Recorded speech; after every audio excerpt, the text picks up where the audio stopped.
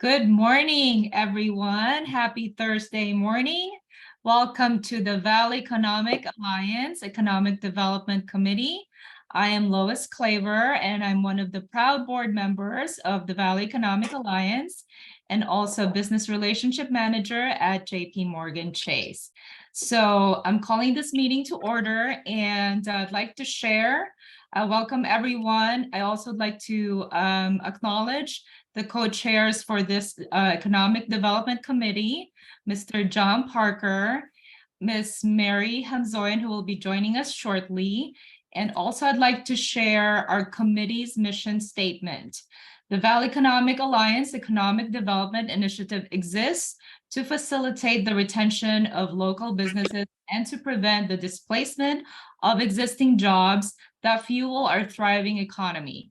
It further exists to promote the attraction of real estate developers and businesses into the region by helping employers to create jobs and stimulate economic activity that improves our quality of life. Now I'd like to hand the floor to our wonderful president and CEO, Ms. Sonia Blake. Thank you, Lois, very much. Appreciate that. And good morning, everyone. So glad to be here and see you all here and to facilitate our self-introductions. We have a wonderful guest with us today, and we'd like her to know who's here in the room. We have quite a few people and more coming on. So what we're going to do is we're just going to say our name and affiliation and do kind of a popcorn round really very quickly, just so that she knows who's here with us. And we'll begin with our other co-chair who's on with us, John Parker. Good morning, John Parker. I'm the founding founder of Parker Brown Incorporated. We're a construction company that specializes in tenant improvement. I'm also a director of Mission Valley Bank. Wonderful. And Linda from Lake Balboa. Hi, sorry I had to unmute. Linda Gravani, Lake Balboa Neighborhood Council President, and businesses are stakeholders within our neighborhood councils, and many people don't know that. Welcome, Linda. Paul. Hi, I'm Paul Palkovic. I am a commercial insurance broker with Colchin Ross Insurance Services in Tarzana. I'm also the broker for the Valley Economic Alliance, doing all of our coverages. And it's good to see you all this morning. Thanks, Paul. Jeanette. Good morning, all. My name is Jeanette Mercado. I am a financial service representative with New York Life. Great. Welcome, Mark Bartholomew.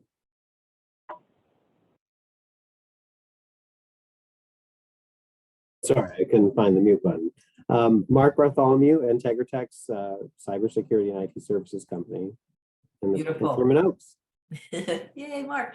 Okay, and Varant Majarian. Varant Majarian representing Majarian Publishing, also a candidate for the Encino Neighborhood Council on the Filipino Chamber. Go Lois. So proud of you. Wonderful, welcome. Sue Lee.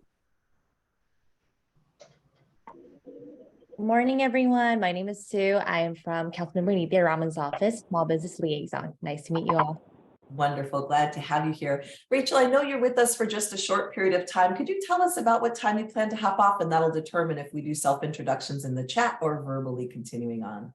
Sure, I've got a hard stop at 10:15 for another meeting. So I think, I've got a few words that I'd just like to say to the group. So, I mean, I'll leave it up to your determination, Sonia, if you think that we should continue.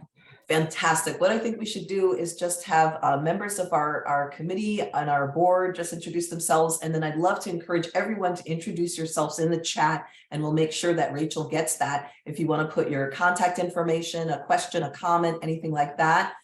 Jane Skeeter, if you'd introduce yourself, please. Good morning, everybody. I'm Jane Skeeter. I was the founder and owner of Ultraglass and retired last year.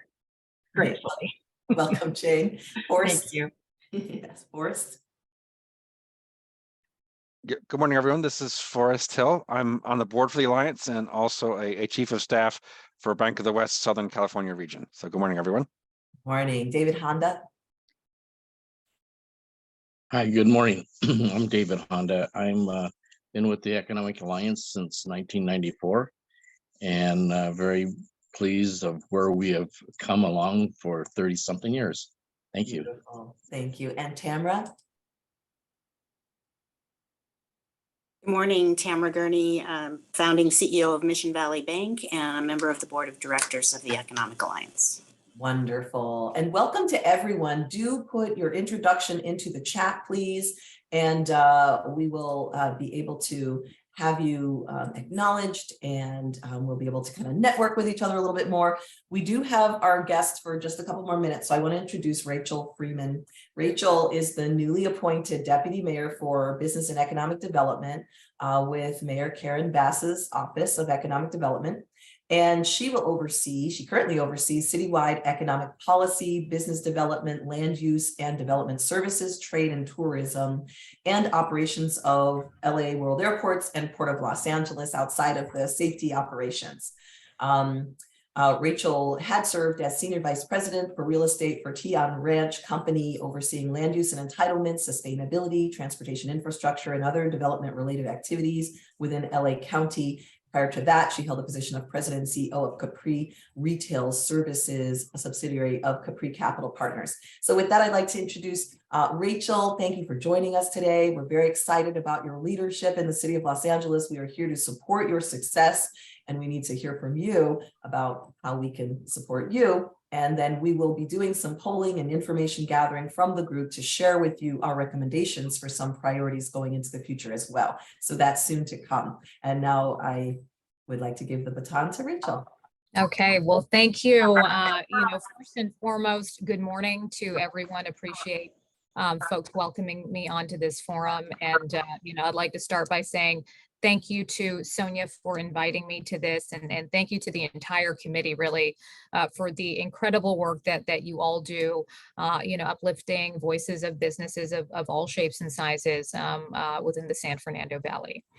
And, these forums, connect us around our shared challenges within the city, shared challenges, opportunities, so that we have the chance to really pool our expertise and our resources to find solutions. And as Sonia mentioned, and as some of you may already know, I come to this administration from the private sector. Coming from a commercial real estate and development background, I have a very intimate understanding of the challenges that businesses face when navigating, the complex regulatory terrain that is Southern California. And so, I'll start by saying this, in the mayor's office, our charge is simple, but the work is complex. And, that charge is to grow our economy through equitable pro-growth strategies to help make this city more affordable, more innovative, and more livable for all. As we look ahead, LA is gearing up for some major global events. Next month, we'll be hosting the US Open, in 2026, the World Cup, and the Olympic and Paralympic Games in 2028. And the time is now really to lay the foundation for the business community, especially our small business community, so that they are able to partake in the rising tide of economic opportunity as these global events descend on our city. Small businesses in particular, as many of you know, are responsible for nearly 50% of the jobs in the city of LA and 75% of new jobs. We in the administration are, ready and eager to explore and exchange ideas and to welcome your businesses so that we can get to work on finding solutions to some of our shared challenges. I have been with this administration now for 60 days, actually 64, but who's counting? And, in that time, we are, as I've shared with Sonia and some others in some one-on-one conversations, we are really refining what the pillars are of this focused business administration. And I, coming from the private sector, trust and know and believe in the power of public-private partnerships and how we can work together in developing and refining some of the strategic initiatives that this office is looking to deploy to ensure that our business community is supported and again, ready as these major events come on. And so again, I look forward, this is what I see this as really my first introduction, and I hope to be invited back in the near future to have an opportunity to share a little bit more about what the pillars are for this administration and welcome your feedback as we refine and fine tune our strategic plan going forward from a policy perspective. So thank you all. It is a pleasure to see and meet you all. And I've got a couple minutes here. So if there are any kind of immediate questions, I'm happy to take a couple before I've got to jump off. So thank you. Terrific, Rachel. Thank you. And we will have you back for sure and would love to have you participate with us. If anyone has a quick question, please raise your virtual hand and we will take those in the order that they go up. One of the things that I know that we've been hearing about and thinking about a lot is development permit reform, Rachel. And so that's something to keep in mind. I want to defer to John Parker. I see his hand is raised. We'll put a pause on that comment I just made and have John go ahead, please. Well, good morning, Rachel, and thank you for being here. VICA, the Valley Industry Commerce Association, have written a number of articles on looking for a reduction or an elimination of the gross sales tax. Do you think that's ever going to happen in our lifetime, or will the administration just be looking for more taxes? And the second one, of course, well, homelessness is probably beaten to death. Which is awful, that we can't seem to find solutions, but the gross sales tax. Sure. I'll share this with this group. We have been looking internally. So, as we state that, LA is open for business, really the first step is, well, what are we doing to prepare for that, right? What are we doing to set our businesses up for success? And we've been having a lot of conversation, and there is an initiative underway, which will be ready for prime time and the public over the next few weeks. But it gives us an opportunity to look internally, cross-departmentally, and do really an assessment of our fees and taxes to get a sense of the universe of where we are. And the thought is that cross-departmentally, there is this review that will be performed under kind of the guidance of a broader steering committee.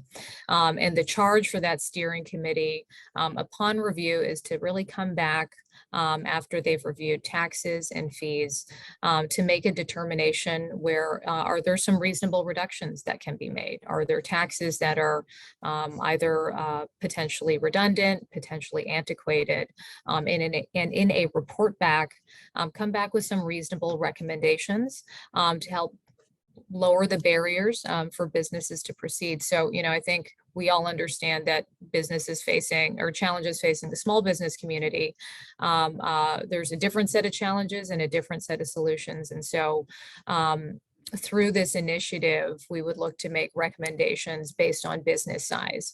And so I think, the gross receipts tax is going to be something that is reviewed as a part of that process and considered and something that the administration will look at, but certainly not something that, we're taking the first step of really doing that assessment, and that will be part of the assessment process.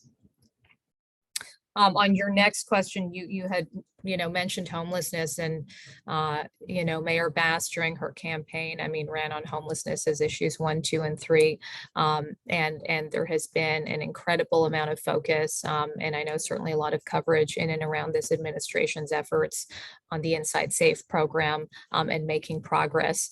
And there's been some tremendous success that we've been able to complete in just kind of a short 143 days. And we continue to look for for opportunities to scale that and have impact, because the administration and you know, myself in particular, understand the impact that the unhoused community can have on businesses and storefronts. And so, you know, this administration has a clear understanding of how interconnected some of these challenges are. And so we're not trying to address these things in silos, but look at them very holistically and understand how they all interplay together. And so looking forward to continuing to share some of the progress made with the unhoused population. Fantastic. Thank you. Thank you so much, Rachel. I know you have a hard stop, and I just want to thank you so much for joining us. Appreciate you making the time. And we look forward to this ongoing conversation about how we can advance the city. And of course, at the Alliance, we represent all 5 cities and LA being our largest region. So thanks again, and we look forward to seeing you very soon. Thank you. Thank you so much, everyone. Absolutely. And so at this point, I think we'd like to just have a little bit more even conversation, or leave a little bit of time for a discussion question. What specific programs, policies would we like to see in the city of LA and see the city working on? And of course, we'd like to also learn about our other 4 cities as well: Burbank, Calabasas, Glendale, and San Fernando. As an alliance, we're a regional alliance. However, since we just heard from City of LA, let's take a little focus on that. Erica, let me ask you, do you see a poll for this meeting, by the way? We can conduct this in the chat if there isn't a poll, but I thought I created a poll for this. Yes, it's a City of LA development, economic development recommendation. Yes. Please, let's go ahead and throw up that poll at this time. And now that we've just heard from Rachel, let's see if we can, as a group, just sort of log our preferences, our concerns about recommendations. So let's just take a quick flash poll here of what policies and programs you'd like to most see promoted to build economic development in the city of LA in particular. Is it permit reform, zoning reform, development of commercial districts? For example, the Van Nuys Civic Center area, which is a potential for development. Bob Blumenfield has been working on Reseda Rising along Sherman Oaks or Sherman Way. And now I think that's in Nitya Raman's district. I don't see any votes so far. Are people seeing the poll? I launched it. Okay, please, I encourage you to go ahead and log your feedback. Revitalization of underinvested areas is another priority, or other types of things that you can post details in the chat. And then facade improvements, funding for facade improvements, for example. So if you would share what you think are your top priorities. Are we seeing some participation in the poll, Erica? Permit reform is ahead of everybody. Yeah, Behind it is revitalization. Like, for example, do you see a percentage of people who have participated in the poll so far? I'm sorry. No, that's, I wasn't clear. No, not at all. Sorry, 74% right now. Oh, great. Okay, so lots of people have. So we'll just take a couple more seconds to give you a chance to go ahead and participate in that poll. And then we're going to close the poll because we have some other items on the agenda to get to in today's meeting. So let's go ahead and close the poll, Erica, and share the results if you would. Appreciate it. All right, great. So we've got some permit reform that's sort of leading the way. Revitalization of underinvested areas would be second. And then let's see, what do we have? Development of commercial districts. So we'd like to see economic development in this way. Let's get a screenshot of that, Erica. If you would, you got it. Okay. All right. Fantastic. So this is super helpful. We're going to share this with Rachel and other members of the administration so that they know what we're interested in. And, just let us know how you might be available to get involved in further conversations to help advance the work. So with that, why don't I pass it back over to you, John, for the next item on our agenda. Well, good morning. What we're going to talk about is some figures that were issued by the San Fernando Business Journal on the occupancy in industrial and office. We may be getting to a situation where we have the perfect storm here in relation to real estate, where we have low occupancy, a recession that may hurt the occupancy even more, and then rising interest rates. Now, for a lot of people that don't have loans, you might think, what does it matter? But there was an example given to me that if somebody had a $5 million loan, it would cost them about $26,000 when he took out the loan just a few short years ago. Today, that amount is going to 42, and maybe as a result of yesterday's 0.25% hike, it may be going to about 44,000 a month. It's starting to get real for so many people with those difference. And here's the sort of statistics as given by the San Fernando Business Journal. The LA County vacancy rate in the office market in the first quarter of 2022 was 20.3%. In the first quarter of 2023, it's 22.5%. The San Fernando Valley had 17.3% a year ago, and this year it's 19.3%. Burbank, with low rates of 8.2% 12 months ago, is now experiencing 15.9%. Glendale at 23.8% has now gone to 25.5%. The asking rents in these areas, the San Fernando Valley, an average asking rent is $2.65. In Burbank, it's $4.34. And in Glendale, it's $3.35. A bad point, I think, that is that Vallarta supermarkets are now going to move to Santa Clarita from Silmar. Mightn't seem far, but I think we're losing a lot of revenue, and it's just part of why LA has a lot of work to do to make it more business friendly. In industrial, which in LA County was 0.5% 12 months ago, is now gone to 1.5%. In the San Fernando Valley, this was 0.4%, and a year later, it's 0.6%. I would think that's as near as sort of that they're pretty good numbers. I know we have a few realtors here, but you know, there will be vacancies sometimes because there's just simply turnover, and that gives contractors some work, which of course we appreciate. But so I think, you know, we are having some serious headwinds.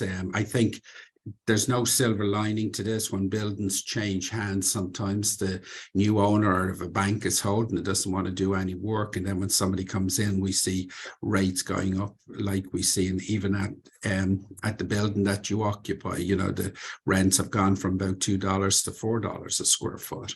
So there's some difficulty for business at the moment. Very helpful report. That's my report.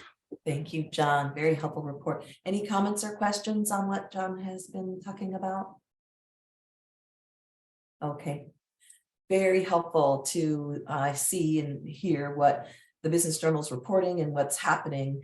Our vacancy rates are increasing, and we've got a lot of transition happening. One of the priorities of the Alliance in the coming months is to try to attract new businesses and developers to develop some of our underutilized spaces. And one of the publications that we're developing, this is a draft publication so far, is real estate opportunities here in the Valley, so that we can attract folks to our new spaces.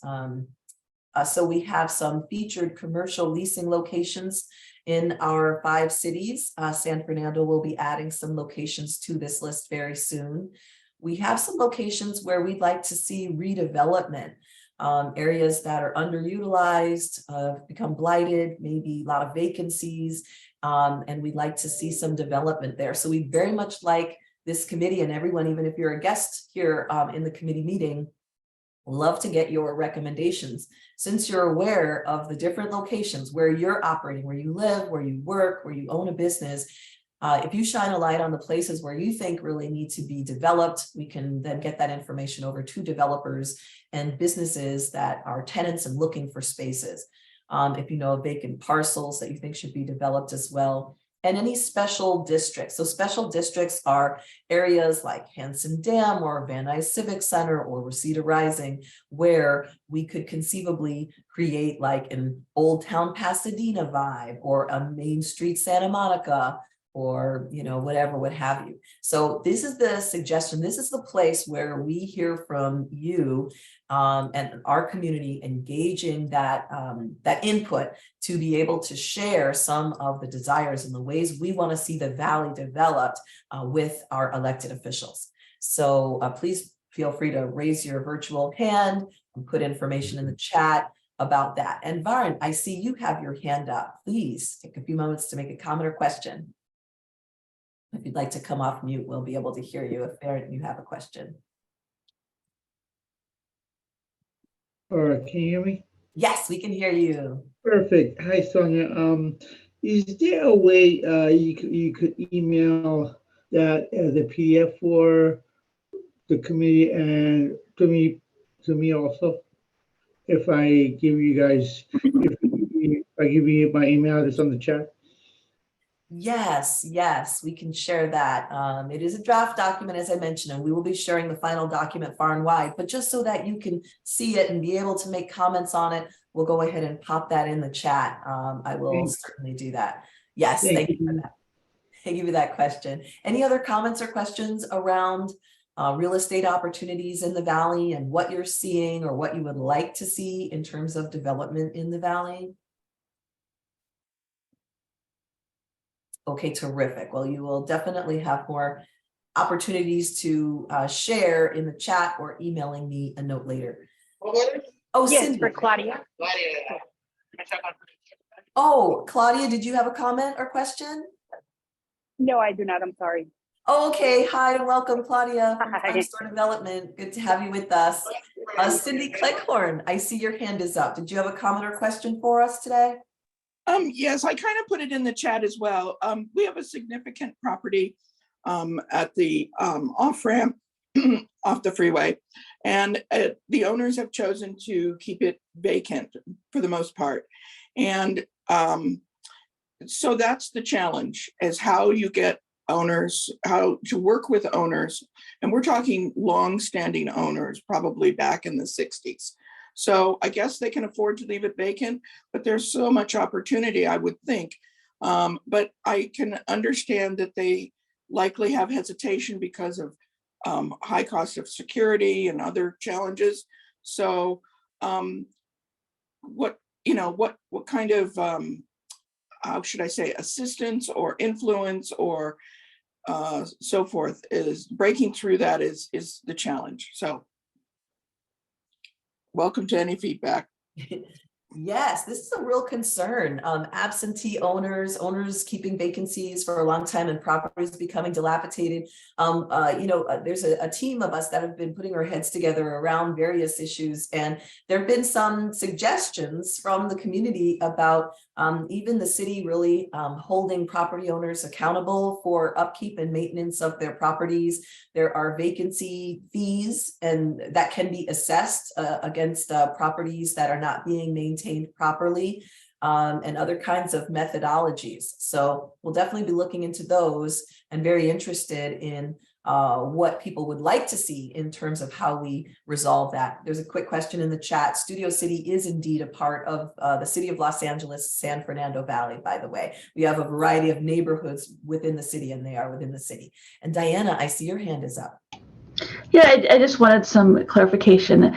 I saw Van Nuys, and then I saw runways in Van Nuys Airport and runways in the middle.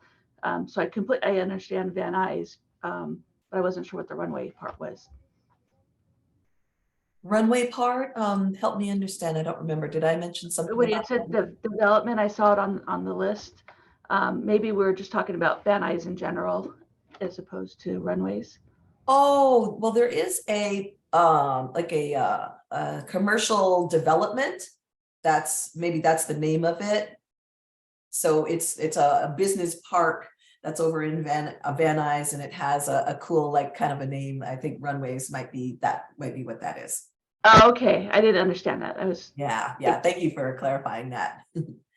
All right, terrific. Well, I just put, it's actually a Word document, so you could even, kind of use the, strike through or autocorrect or whatever to be able to show, if you want to edit the document and then email it back to me with your suggested additions or changes, I'll put my email address here in the chat, and we will take the next week or two to finalize this document. And then we're going to start sending that out and calling a list of about 50 to 75 developers and try to shine a light on some of these areas.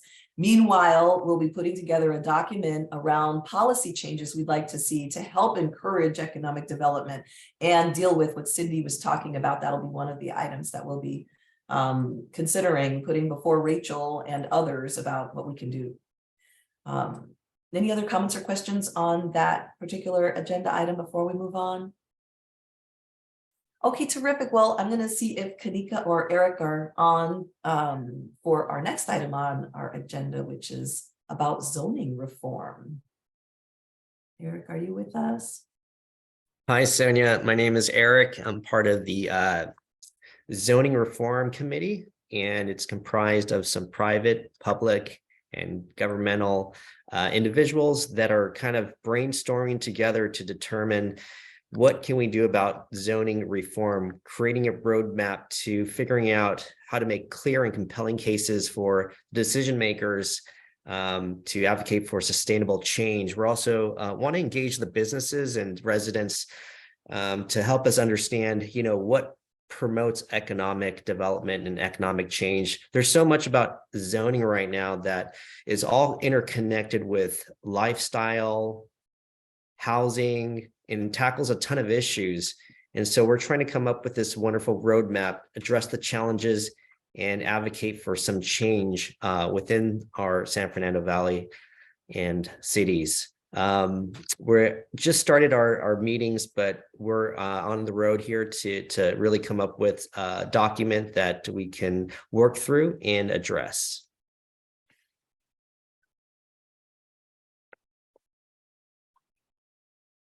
Great, Eric. Thank you. Thank you so much for that. Some of the cities are going through community planning, and now's the time to weigh in with them about any kind of zoning changes, like how is parking, parking regulations, how is that impacting our businesses? We'd love to hear from people about what you're experiencing. Are you finding that there's housing where you think it should be in the valley? And are there commercial uses where you're able to do what you need to do or want to do in your business location? Let's hear from the group and get some feedback here about these topics.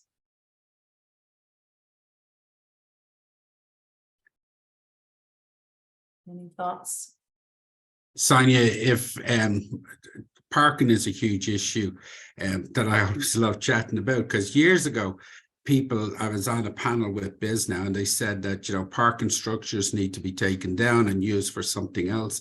And I thought, but when's that ever going to happen? And that was about 8 years ago. And the city keeps putting in bike lanes. We just don't have anybody in those bike lanes.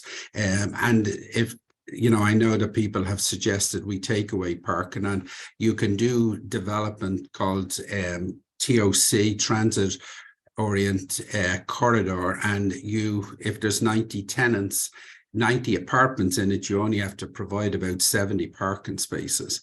And this is in my opinion, an absolute disaster for the city or for the future, where if you have 90 apartments, you should have about 100 plus parking spaces, because you're going to find that every apartment has 2 cars, not even where they're thinking not everybody will have a car, that public transport's going to be so good, people will be on it, or we'll be all cycling their bikes everywhere. Because every development that you do in the city of LA, you have to have bike racks and storage for bicycles, because we all cycle our bikes to work, right?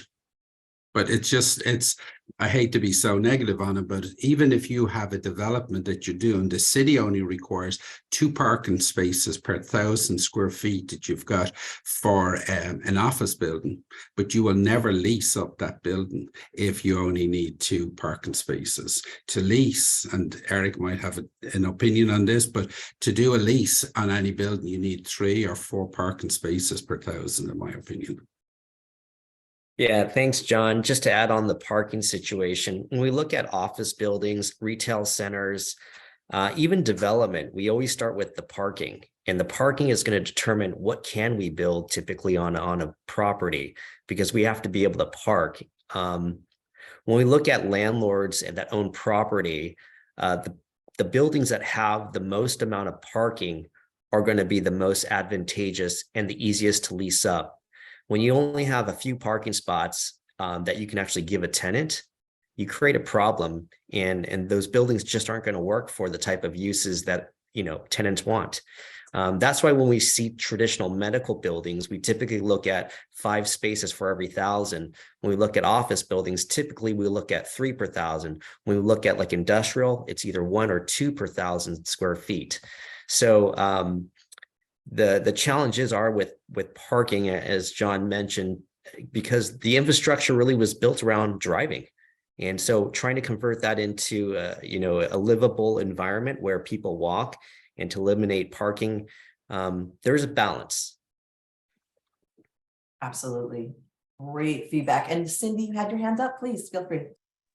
Thank you very much. A couple of things, and maybe it's helpful, I don't know, but going back to the property I was speaking of earlier, they went through the city planning process and got their parking worked out so that they never have to go back to the city to get parking approvals for whatever use comes in, because some uses are more concentrated in the early part of the day and less in the evening side, so they can balance it out. They also expanded their signage so that the signage could be bumped up because they were having difficulty getting tenants to come in at a small signage level per our specific plan. So my point is, and they also got signage on the rear.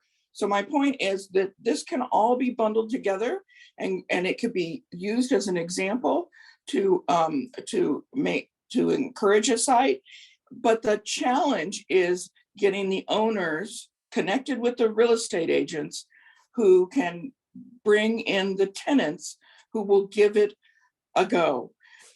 So I don't know if there's some, and I put this as a question, if there's some part of this network where you have people that really know, there's all kinds of real estate agents out there who know about this and they'll take anything. But I'm talking about people very experienced in commercial real estate and working with those companies that can come in, that can see the demographics and see what they can give a chance to and so forth. There's got to be a think tank of that. And then you could populate and do so much better. And then another comment with regards to zoning, Billy, there is a disconnect between building and safety and zone and city planning. So when you have your smaller sites, people just don't go get permits. And so that's a disadvantage because you never get to see the improvement over time if people just say, I bought this property, I'm going to just do what I want, forget the city. So how do you educate and deal with that to move past? I could talk about it for hours, so I'm sorry, but I just wanted to share some of those thoughts. Very much appreciate that, Cindy. Yeah, does anyone have comments or responses to that? Well, if I may, Cindy, most of the time when anybody looks at a lot, they look at the size and what size building they can put on that same lot, and what the city will allow to the size of the building, and then they do the math on what the rent for the area. And that's why when I was talking about the asking rent, I think it's vital that you look at that, because that's what we would most people will do, is what's the figures, and then does it simply pencil out, and at what purchase price. Scott, I see Scott Silverstein is here, who's another broker. Which Scott? Yeah, good morning. Sorry, I was on the road. I actually just got into the office. I was listening on my phone. And John, you brought up some issues also. There's compounding issues that are being creating problems for the commercial real estate industry, and that has to do with going back to COVID. Right now, the buildings are basically 40 to 70% occupied.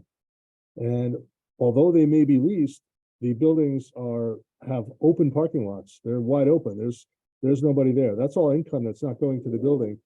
And as the rates are increasing, as you see, the margin goes down. And John could also, if you could jump in on the cost of improvements is just astronomical right now. And the rents are not reflecting that in most of the San Fernando Valley. In the Far East Valley, in Glendale, even Burbank, where the rents are significantly higher, they tend to allow for penciling out. But in the rest of the valley right now, it's very difficult to make a deal pencil out. I've been doing this, going on 40 years, and I could tell you that it's gone from $18 a foot to $100 a foot to build it out, but the rents haven't increased. Also, regarding the zoning issue and the parking in the buildings, you're right. I have buildings right now that we have tenants that would love to move in, but we can't accommodate them because of the parking restrictions. And the city put on an emergency order waiving the need to look at parking as one of the issues if you're doing a change of use, meaning if you're going from office to retail or office to medical. The only problem is that, which will be expiring a year after the emergency, but that takes 6 months and it could cost $10,000 to do. And to get it done, you have to hire a professional. It's not something that could just, that a business could go to the city to do, or a building could go to the city to do. It's a very expensive project. So these are all the things that you see the path, but all of a sudden you run into the roadblock. And I think that this committee is really needed to help break up these roadblocks and make that path to success more attainable by small businesses in particular, as well as large businesses. So this all comes down to the experience in the field and the help that an organization like this could do. So thank you. Just to chime in here, thanks, Scott. And Cindy, you mentioned about the cost and the time to do permitting for tenant improvements.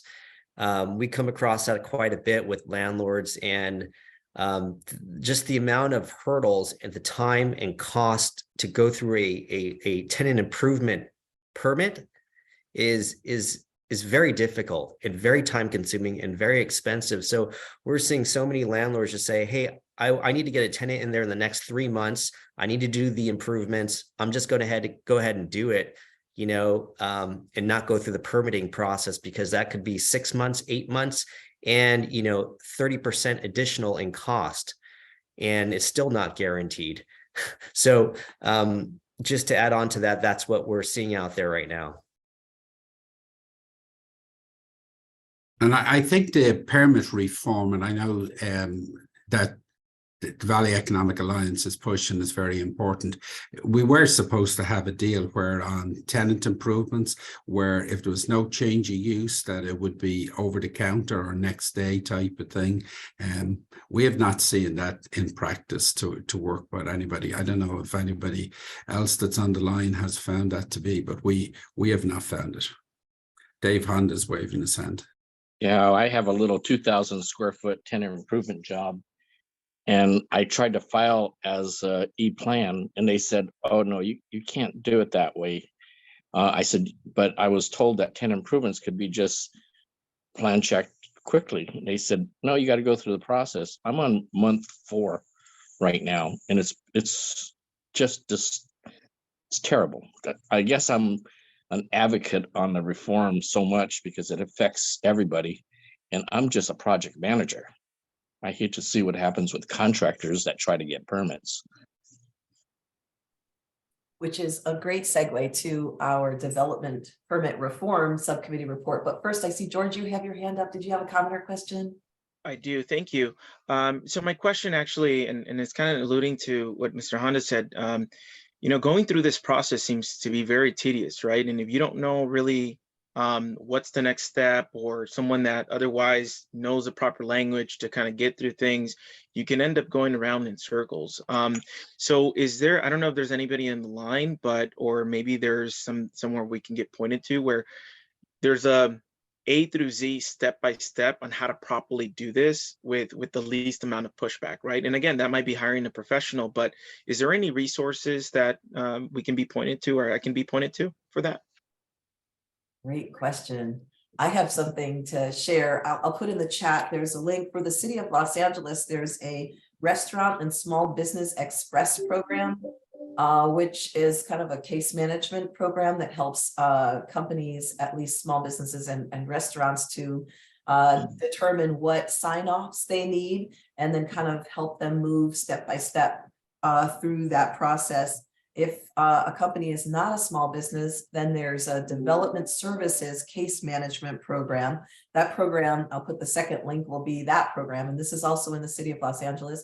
And that program takes people through the process of getting their plans. It stops at that point though, and doesn't help manage the case management through construction. So that's something that came up in one of the meetings that we just had, that David Honda chairs another subcommittee on development permit reform. And I think that's one of the recommendations that we want to make, that the case management program go all the way through construction, because too many people are encountering disagreements between various inspectors and things that are really slowing down the process during the construction phase. Did anyone else have anything to offer with regard to George's question? Okay, so there are two great places to start. Now, if you're also building in one of our other 4 cities, we do have the development director, economic development directors or managers of the economic development offices that can serve as kind of a concierge and help you. I know Kanika Kith with City of San Fernando is very knowledgeable about permitting and zoning, and is always looking for ways to help companies get done what they want to get done. And similarly in Burbank and Glendale and Calabasas, if you want to email me a note, I can introduce you to the people who are in charge of economic development. Anyone here will be able to do that. And then you can have an individual conversation with them about this. Thank you so much. I appreciate that. Thanks for the question. I was thinking that this could be an opportunity for the Alliance to create maybe an online course even. And I wasn't sure if people kind of already knew the process, or maybe that's something that we should do, take all of our experts in this topic and create like a step-by-step. And we can work with the different departments also, who can create brief videos on how you do what, and demos, screen sharing, what you can do online and what you need to do in person and all that. And so that's a project that we might want to develop. Let me know in the chat if you're interested in something like that, because if so, we could conceivably take our brain trust and begin to pull something like that together. But to David Honda's point, I will share some of the recommendations are, reopening, planning and building and safety, not just by appointment, but to be fully reopened post-COVID so that we can move at the pace of business. There's an inability there's a lack of clarity on what clearances are needed prior to submittal. And so clarifying that from the start will help, and sometimes can facilitate like an approval on the spot if you kind of know what clearances are needed before you get there.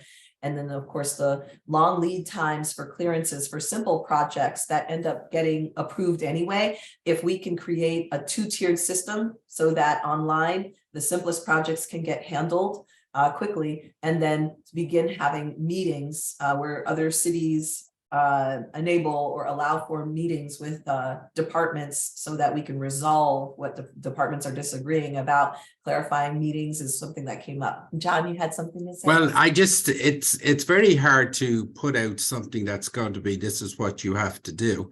And I would recommend strongly to people is, you wouldn't go to court without an attorney, but if you're going to do any sort of construction, you definitely need professional people. I see Ray Peltier from Peltier Architects, but you need professional architects and you need professional brokers that's going to help you steer through this. It's not for the faint of heart to go to the city on your own, and but restaurants require certain things, and it's a huge amount. Like even city health department from the county has to sign off your city permits and eventually has to sign it off.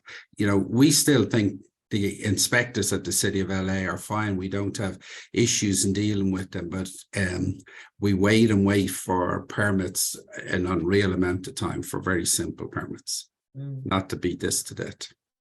Well, if anyone would like to join our subcommittee that's looking into this and how to reform and how to streamline, then just shoot me a note and we will get you involved and engaged in the next meeting. We're meeting bi-monthly now and just met, and we'll be writing up some recommendations, and definitely will and take into account what John has said, that there's not a DIY kind of a project here, but we'll get a little toolkit together for folks. So why don't we move on to the next item on the agenda, if we may. And I don't think Jonathan's here. Jonathan is traveling, but we did want to share with the group about LADWP Project Powerhouse.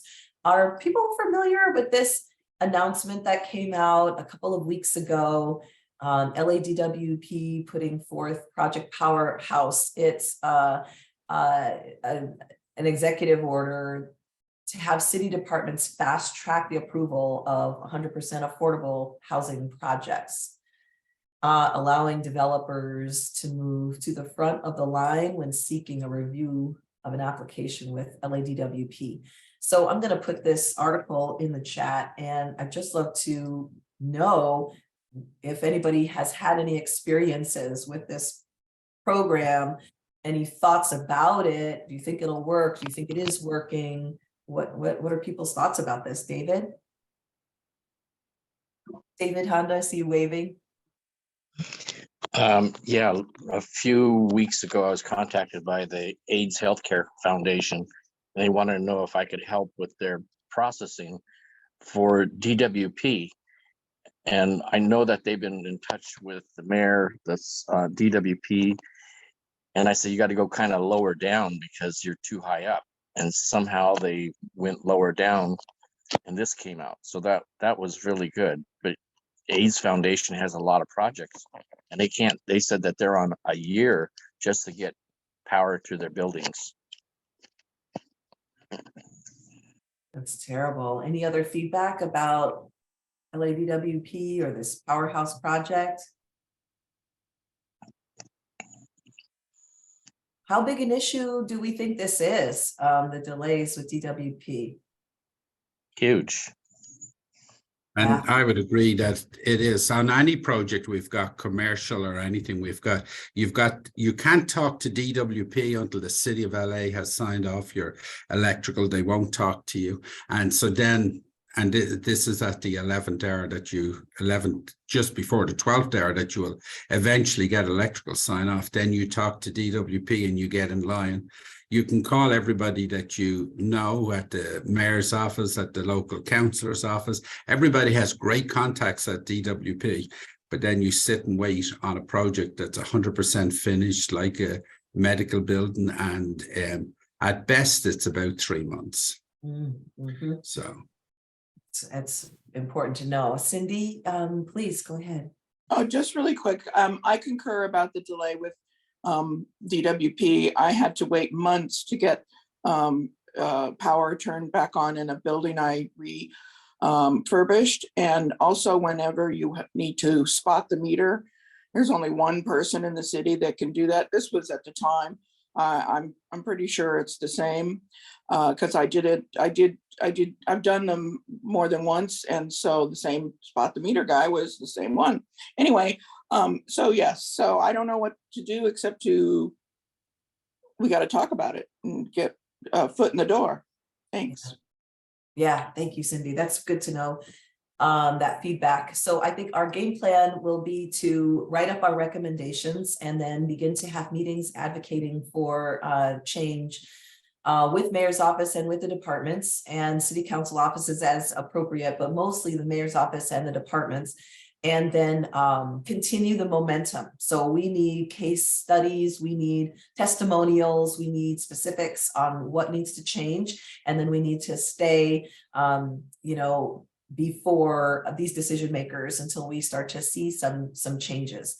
There is a new administration, there are some new personnel, so there's some opportunities here. And if we can be very clear and concise with exactly what we think is the problem and exactly what we think would solve it, that'll help them save a lot of time just trying to figure out how to, kind of move things forward. And so that's our part, to really clarify what's happening. So I think that's great on that topic. And, we were going to talk about tourism, just FYI, since Mary's not on today. I'll share that we are working with the Discover LA Visitor and Convention Board. We're working with Visit Burbank, Visit Glendale, and all of our 5 city tourism departments to determine, how can we position our region for tourism with the Olympics coming up, with a lot of international travel slated for the future, and we're pulling together some strategies. We're inventorying our different amenities. We're creating a list of, or a set of visitor guides, so that we'll be able to, on social media, really market the San Fernando Valley region as a great destination for folks to visit. So if there are ideas about tourism, the tourism play, and if you'd like to get involved with that in particular, then just let me know, and we will include you in the brainstorming that we're doing around how we're going to really showcase the Valley going forward. Any questions about tourism? Okay, great. And then lastly, procurement and contracting. And I wonder, Priscilla, are you on today? Priscilla Chavez. Okay. Priscilla has just joined our board, and she's kind of helping us to helm our procurement and contracting initiative to help Valley businesses tap into the contracts that might be available from private and public sources. Hi, Sonia, Priscilla is.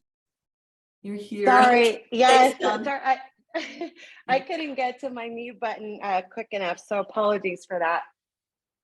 But good morning, everyone. Sorry to interrupt you, Sonia.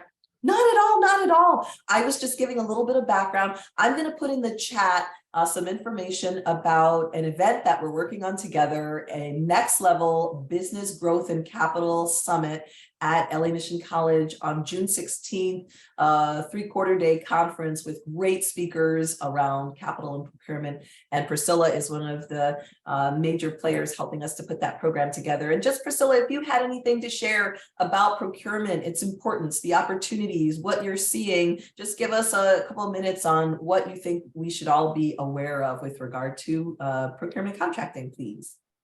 Yeah, so good morning, everyone. Priscilla Chavez. I work for PCL Construction. We're a large general contractor, top 10 in the US. Why is that important? Is because, a lot of the opportunities that we work on do get an opportunity to create economic development, right? Through business inclusion, workforce development. A lot of my counterparts in competition do get to, participate with these types of programs, regardless of it being public funding or private funding. And so this next level business growth and capital summit, I'm super excited to be partnering with Sonia. Prior to PCL, I was working for a consultant to the city of LA. And so Sonia and I got to work together to really execute, at the time, what was called the Small Business Summit, which attracted hundreds of small businesses in different industries. So what we're looking to put together is really an opportunity for our Valley businesses to become aware of, just what is out there, especially as we continue to confront what might seem like, unforeseen conditions in the economy and market. That's certainly not true, for all markets and all industries, right? And so obviously, with the president's infrastructure plan, there's going to be lots of influx into transportation and other types of projects alike. And so looking to really equip our businesses with understanding what opportunities are out there, what are the resources and the tools required, right? What types of access to capital programs are going to be available? What type of, capital growth opportunities are available? What type of even global export import, opportunities are available.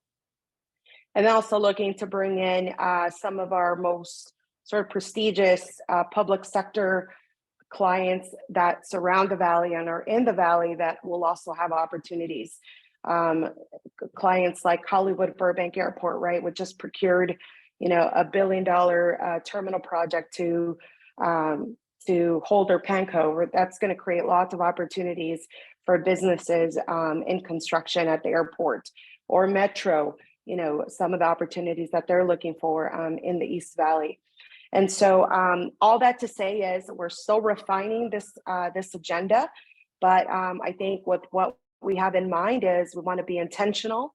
We want to meet businesses certainly where they're at and really focus on construction as a sector, industrial as a sector, even federal contracting as a sector, to make sure that, you know, those businesses alike in the Valley are really just aware.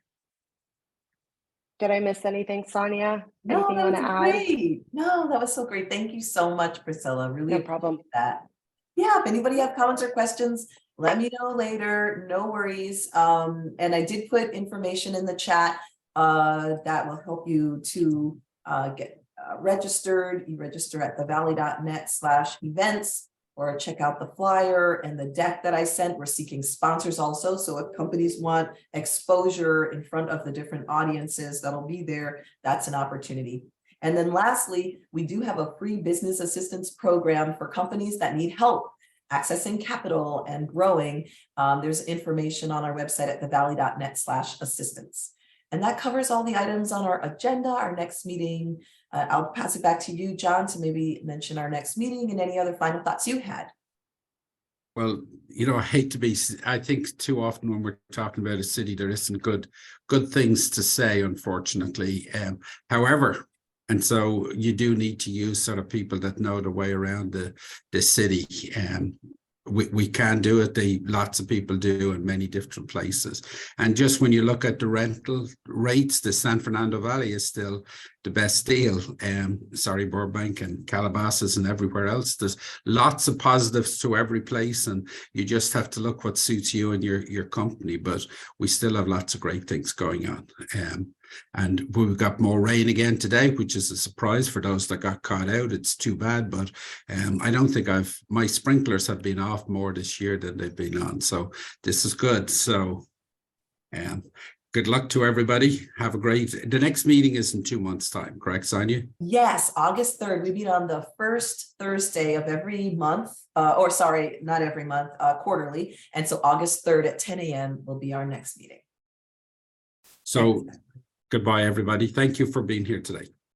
Thanks so much. Thanks, everyone. Bye-bye.